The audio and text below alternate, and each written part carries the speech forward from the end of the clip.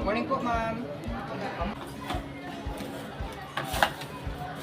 Ay, wag na po, ma'am. Nakakaya. Ako na po. Sige lang. Thank you po, ma'am. Sige, pagpatuloy mo na yan. Ako, ma'am.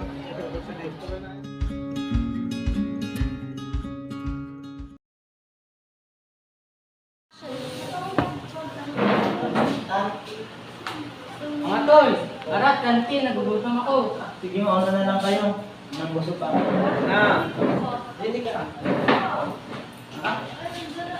Mauna na lang kayo. Oh.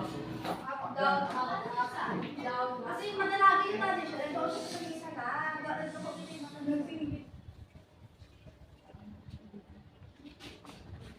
Oh, tingnan. Ba't ka hindi nag-lunch? Okay lang, ma'am. Busog pa naman ako. Why? You should go with your friends.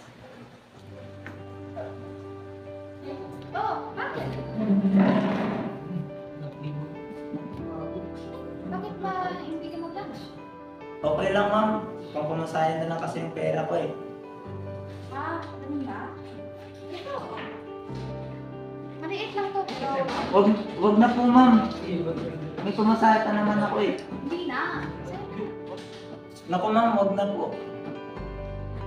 Sige na, maliit na bagay. Wag na po, ma'am. Sige na. Sige, ma'am. Thank you na lang. Mapilit kayo. Maraming salamat po, ma'am. Malaking bagay na po sa akin. Alis na po ako, ma'am. Sige, ingat ka.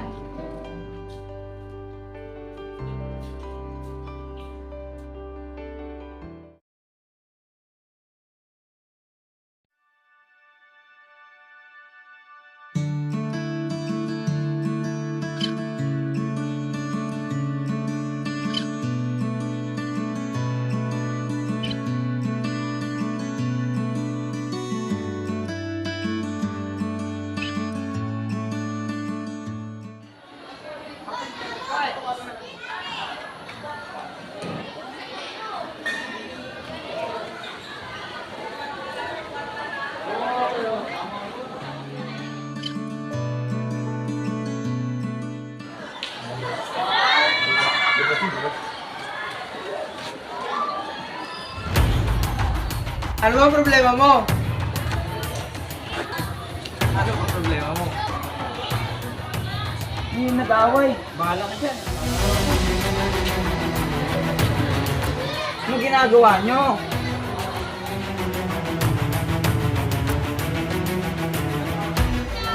Uy, Nard! Nard! Nard! Nard!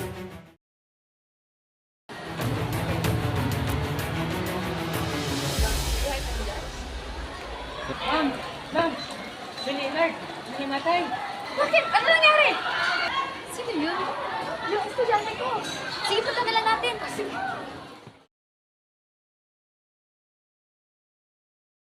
So, yesterday, an accident happened to one of your students that night, right?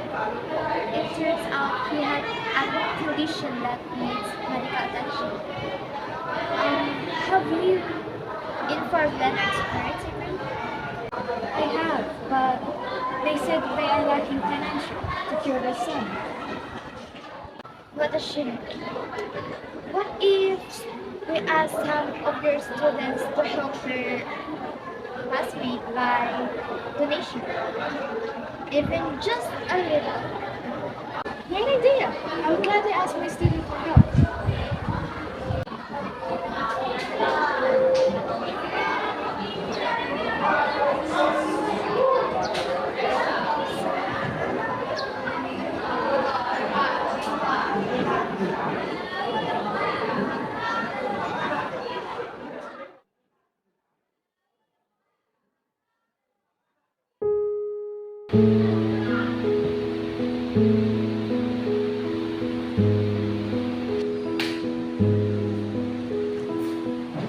Okay class, I have an announcement.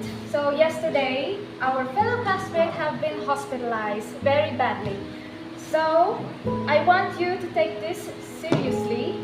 So if you're willing to help your fellow classmates, you can ask your parents to donate anything that would help Leonard's parents. It's much appreciated.